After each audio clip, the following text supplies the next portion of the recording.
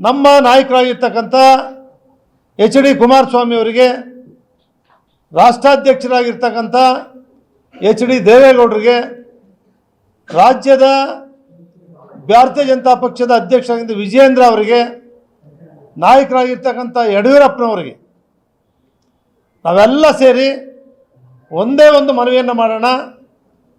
ಈ ಸಂದರ್ಭ ಹೆಂಗಿದೆ ಅಂತ ಹೇಳಿದ್ರೆ, ಮಂಡ್ಯ, ಹಾಸನ ಈ ಭಾಗದ ಜನರು ಏನು ಹೇಳ್ತಾರೆ, ನೆನ್ನೆ ಮೊನ್ನೆ ಒಂದು 8 ತಿಂಗಳಿಂದ ಭತ್ತ ಬೆಳೆಯಿಲ್ಲ, ಒಂದು ವರ್ಷದಿಂದ ಪಾಳು ಬಿದ್ದಿದ್ದು, ನಷ್ಟ ಬರಗಾಲಕ್ಕೆ ಅನುಭವಿಸ್ಬಿಟ್ಟಿದ್ದೀವಿ.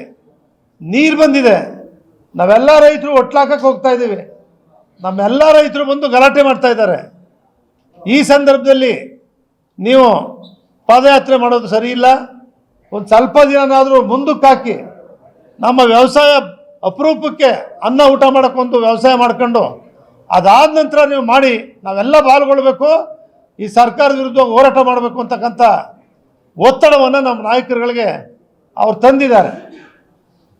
ಇವತ್ತಿನ ದಿನ ಇದ್ರ ಜೊತೆಯಲ್ಲೇ ಏನಾಗಿದೆ, ನಾವೇನು ಬಿಡದಿಯಿಂದ ಪ್ರಾರಂಭ ಮಾಡ್ತೀವಿ, ಅದು ರಾಮನಗರ, ಚನ್ನಪಟ್ಟಣ, ಮಂಡ್ಯ, ಮದ್ದೂರು, ಶ್ರೀರಂಗಪಟ್ಟಣ, ಮೈಸೂರು ಈ ಭಾಗದಲ್ಲಿ ಅವರೆಲ್ಲರೂ ಕೂಡ ಏನು ಭಾರತೀಯ ಜನತಾ ಪಕ್ಷದ ನಾಯಕರು ವಿಜಯೇಂದ್ರ ಅವರು, ಯಡಿಯೂರಪ್ಪನವರು ಏನು ಬರ್ತಾರೆ, ರಾಷ್ಟ್ರಾಧ್ಯಕ್ಷರಿಗೆ ನಡೀಲಿಕ್ಕಾಗೋದಿಲ್ಲ, ಕುಮಾರಣ್ಣ ಇರಲೇಬೇಕು,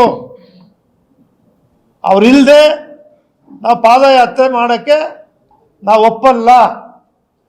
ನಮ್ಮ ಈ ಪಾದಯಾತ್ರೆಯಲ್ಲಿ ಕುಮಾರಣ್ಣವರು ಅವ್ರ ಜೊತೆ ಲೀಡರ್ಶಿಪ್ ವಹಿಸ್ಕೊಂಡು ಪಾದಯಾತ್ರೆಯಲ್ಲಿ ಬರಬೇಕು.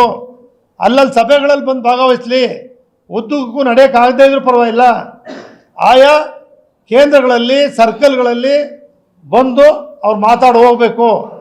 ಇಲ್ಲದೇ ಇದ್ದರೆ ಈ ಪಾದಯಾತ್ರೆಯನ್ನು ನಮ್ಮ ಭಾಗದಲ್ಲಿ ನೀವು ಮಾಡೋಕ್ಕಾಗಲ್ಲ ಅಂತಕ್ಕಂಥದ್ದನ್ನು ನಮ್ಮಗಳಿಗೆ, ನಮ್ಮ ನಾಯಕರುಗಳಿಗೆ, ನಮ್ಮ ರೈತರುಗಳು, ಜನಗಳು, ಸಾಮಾನ್ಯ ಜನರು ಎಲ್ಲರೂ ಕೂಡ, ಇನ್ಕ್ಲೂಡಿಂಗ್ ಮಹಿಳೆಯರಾದಿಯಾಗಿ ಎಲ್ಲರೂ ಕೂಡ ಹೇಳಿದ್ದಾರೆ, ಇನ್ಕ್ಲೂಡಿಂಗ್ ಭಾರತೀಯ ಜನತಾ ಪಕ್ಷ, JDS ಪಕ್ಷದವರು ಎಲ್ಲರೂ ಕೂಡ ಮಾತನ್ನು ಹೇಳ್ತಿದ್ದಾರೆ. ಈ ಒಂದು ಸಂದರ್ಭ ಏನಾಗಿದೆ, ನಾವು ಮಾತಾಡಿದ್ವಿ ಕುಮಾರಣ್ಣ ಇಲ್ಲದೆ ಆಗಲ್ಲ ಅಂತೇಳಿ. ಇಲ್ಲ, ನಾನು ಒಂದು ದಿವಸ ಬಂದು ಉದ್ಘಾಟನೆ ಮಾಡಿಬಿಟ್ಟು ಹೋಗ್ಲಿಕ್ಕೆ ಆಯ್ತದೆ ಅಂತ ಹೇಳಿದ್ರು. ಇಲ್ಲ ಹಂಗಾಗಲ್ಲ, ನೀವು ಬರದೇ ಇದ್ದರೆ ನಮ್ಮ ಭಾಗಕ್ಕೆ ಪಾದಯಾತ್ರೆ ಖಂಡಿತ ಬೇಡ. ಇವತ್ತೇನು BJP JDS ಪಕ್ಷ ಒಟ್ಟಾಗಿದ್ದೀವಿ, ನೀವು ವಿಜಯೇಂದ್ರ ಅವರು, ಯಡಿಯೂರಪ್ಪನವ್ರು ನಡೆಯೋಕ್ಕಾಗದೇ ಇದ್ದರೆ ನಾವು ಸರ್ಕಲಲ್ಲಿ ಯಡಿಯೂರಪ್ಪನವರು, ನೀವು ಕಾರಲ್ಲಿ ಬಂದು ಸರ್ಕಲಲ್ಲಿ ಭಾಷಣ ಮಾಡಿ. ನೀವಿಲ್ಲದೆ, ಕುಮಾರಣ್ಣ ನಾಯಕತ್ವ ಇಲ್ಲದೆ, ಕುಮಾರಣ್ಣವ್ರು ಬರದೆ ಪಾದಯಾತ್ರೆಯಲ್ಲಿ ಖಂಡಿತ ನಾವು ಸಕ್ಸಸ್ ಆಗಲ್ಲ, ನಾವು ಬರಲ್ಲ ಅಂತಕ್ಕಂಥದ್ದನ್ನ ಕಠಿಣವಾಗಿ ಅವರು ಹೇಳಿದ್ದಾರೆ. ಅದಕ್ಕೋಸ್ಕರ ನಮ್ಮೆಲ್ಲ ಕೋರ್ ಕಮಿಟಿಯಲ್ಲಿ ಒಂದು ತೀರ್ಮಾನವನ್ನು ಮಾಡಿದ್ದೇವೆ.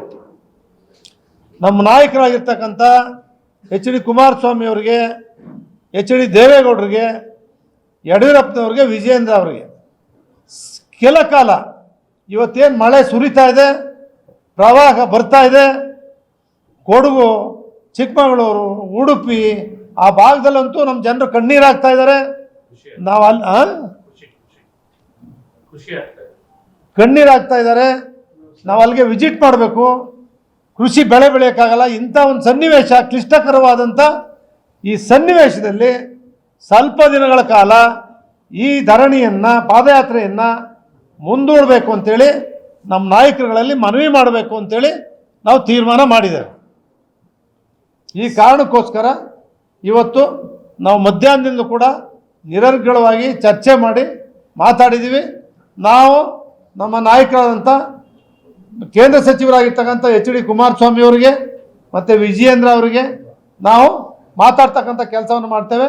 ಅವ್ರು ದಯವಿಟ್ಟು ನಮ್ಮ ನಾಯಕರುಗಳು, ಅವ್ರ ಜನ ಏನು ಹೇಳ್ತಾರೆ, ಆ ಭಾಗದ ಜನ ಏನು ಹೇಳ್ತಾರೆ, ಆ ರೈತರು ಏನು ಹೇಳ್ತಾರೆ, ಅದಕ್ಕೆ ಮನ್ನಣೆ ಕೊಟ್ಟು ಕಣ್ಣೀರಾಗ್ತಾ ಇರ್ತಕ್ಕಂಥ ಜನಗಳ ಬಳಿಗೆ ಹೋಗಿ ಅವ್ರನ್ನೂ ಕೂಡ ಈ ಒಂದು ವಾರ ಸುಧಾರಿಸಿ ರೈತರು ಕೂಡ ಅನುಕೂಲ ಆಗೋದ್ರಿಂದ ಕೆಲ ದಿನಗಳ ಕಾಲ ಈ ಪಾದಯಾತ್ರೆಯನ್ನು ಮುಂದೂಡಬೇಕು ಅಂತಕ್ಕಂಥ ತೀರ್ಮಾನವನ್ನು ಸಭೆಯಲ್ಲಿ ಕೈಗೊಂಡಿದೆ.